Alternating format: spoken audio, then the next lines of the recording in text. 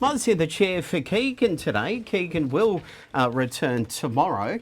And as I mentioned, the Dubbo Region Mayor is in the chair. Good morning to you, Mayor Dickerson. How are you? Good morning to you, Bret. Always a bit interesting to see you over here in the zoo chair. I know. Sometimes we like to mix it up and, give people time off. That seems like a reasonable, fair thing to do. Yeah, how does that work? Right. No, it's okay. I had all of that time off last year, as you know, that sick leave that didn't help anything. But anyway, we're here. You guys have had a meeting on Thursday over at Dubbo Regional Council. Now, we were all told this was going to be the last meeting, but this is not the last meeting. We missed each other too much. We decided on the night that there was such a wonderful thing together. 35 meetings together we'd had, but we thought just one more. So we actually resolved on Thursday night to have an extraordinary meeting on the 5th of September, and there was a specific reason, apart from the fact that we all think we're all wonderful people and we should be getting together more often. Okay. We've got to refer our financial figures through to the auditor, and that has to be done by a certain time frame. I see. So we need to do that on the 5th of September, and we'll also have 3 DAs to consider at that particular meeting as well. So even though we're in caretaker mode now, many things can still be done. There are certain things that you can't do in caretaker mode, but considering DAs, referring financial figures through to the auditor, they're things that can be done under caretaker mode. You and I talked off air because you're at the top of the league table for the time for processing for development applications. You don't want to miss out on doing the others, and you don't want developers dropping off and going, council's taken too long. That's right. It is a tricky time frame for any DA to be submitted that needs to go to council. Not many DAs go to council. There are certain conditions when they need to go to council. But absolutely right, we want to make sure those developers can keep things happening. There are lots of things happening around the community. We want to make sure those developers have confidence in council.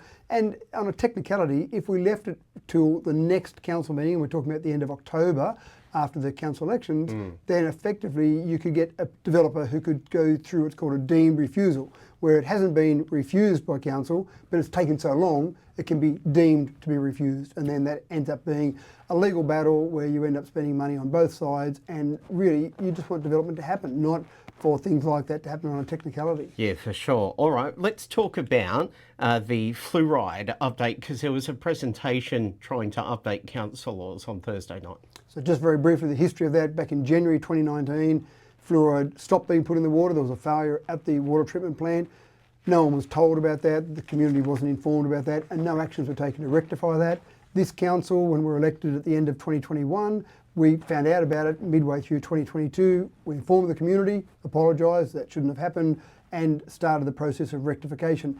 It's not an easy process just to fix up what was there, because we've moved on. That was built in 2006. We've moved on with different ways of adding fluoride to the water now. So that's been a much more complicated process than I certainly would like, but at least we're taking steps to rectify it. And on Thursday, if you want to spend 10 minutes looking at the details of that, there was a presentation at the council meeting, and you can go back and look at that council meeting again. But essentially, by the end of January 2025, finally, eventually, we'll have fluoride back in the water again. All right. Reason why it's taking so long, really simply? It's just a complicated process to fit a modern fluoride dosing system into an old water treatment plant. Understood. All right. There's a big debt left by Rex Airlines. Tell us about that. What is this debt? It's $658,000? Yes, it's just a fraction over $658,000. That is from passenger fees. So when a plane takes off from the airport, the airline is charged $19.45 per passenger, and we also charge security fees on a cost recovery basis. So it might be in the vicinity, say, of $26 per passenger is paid to the airport. That's for us to maintain the airport, run the airport, do upgrades we need to do, but basically the cost of running that. We don't want the community to be subsidising the cost of running the airport. We want airport users to be paying for the cost of running the airport, and that normally works reasonably well until you get someone who goes into voluntary administration and leaves $658,000 to be paid. Now, you'll get some of that back maybe eventually when the administrators are finished, but often with administrators you hear the stories at the end of it all, 5 cents in the dollar, 10 cents in the dollar maybe, so we might get some of that back, but that's certainly something that will be written off at some point in time in the future, most of that, and that'll be a very big hit to our bottom line for the airport. Yeah, sure. Where does that come out of, that money? Out of what part of the coffers? So that's ratepayer money, is it? That'll have to come out from ratepayers from general revenue, so that'll be $658,000 or whatever the amount is in the end, less that we'll have to spend on the rest of the community. What a shame. Just very briefly, going forward though, the administrators have they're personally liable for payments going forward. So at the date we went to administration, they went, not we, they went to administration, Yep. I think it was the end of July from memory. Essentially from that date going forward, we've got our payments guaranteed by the administrator. So future payments are fine. It's those past payments. But the federal government has also guaranteed payments for the actual ticket. So if you want to go and buy a ticket on Rex, I'd say buy a ticket on Rex, have confidence that either you'll fly or you'll get your money back if something happens where the airline falls over completely, and that's guaranteed by the federal government. There was a circular put out by Christian McBain, the federal government minister, on Friday. All right, just over a minute to go. There's a lot of people going in to become, putting their names up to stand for council is what I'm trying to say. So how many people at the top of your knowledge? 48 people. 48? Yeah. Is that normal? I remember, the last election was ward, so it was a bit tricky, but the last council election for Dubbo City Council, which was when we had a full council then, there were over 50 people who stood at election, just over 50 people, I can't remember the exact number, but in the vicinity of that.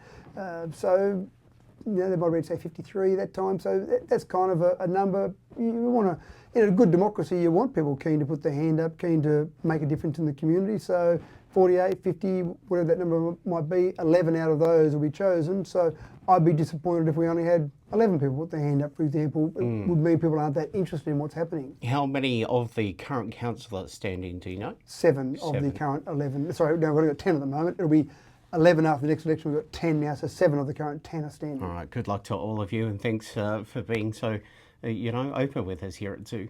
Oh, look, I appreciate Zoo's time here every fortnight talking away about what's happening at council.